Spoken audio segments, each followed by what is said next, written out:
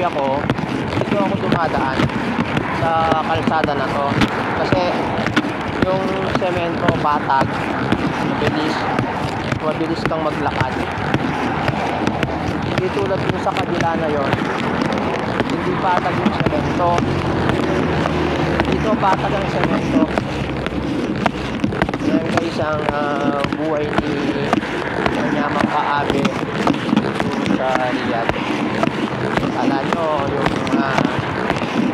pag nakasaudi ka, buhay mayaman ka, diba? Okay guys, ganyan ang estilo ng buhay sa Riyadh. Kaya pag umuwi ka ng Pilipinas, relax ka dahil nakompleto mo yung ilang buwan ng sakripisyo na yung mga natin dyan, mga kababayan natin dyan.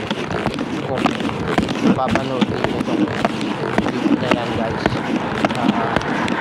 like and share ninyo guys, share ninyo sa mga loved ones ninyo, mga kakilala nyo, mga kamag-anak ninyo, kung paano ang buhay OFW guys. Hindi lang namin na pinararamdam na mahirap ang buhay, pero sabihin nyo, napakahirap talaga ng buhay sa Saudi guys. Ako, galing pa ako ng work dito. Pwede naman akong mag-taxi, pero dahil para makatipid tayo, sayang din. So, last year, ang dami kong pinakawalan na ganito. So, meron na akong pagkakataon. Yan ako nakatira, yung building na yan na nakikita ninyo. So, ang gagawin ko, tatawid na lang ko. Diba? Ang bilis, diba?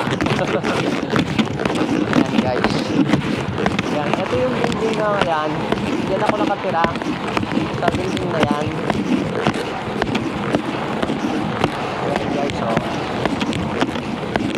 Araw-araw ganyan ang ginagawa ko guys. Tabi mo na lang yung matitira mong 11 reals. Ang dami mo pang makukuha. Okay guys. So ayan, nakarating na ako. So relax na lang pag may time. Diba nasa ka na? Parang lang nasa Makati, diba? Oh. So tara guys, pasok na tayo.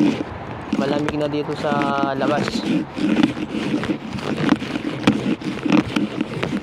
Ayun. Alhamdulillah. Ayan guys, ito bahay na. Ayan. So,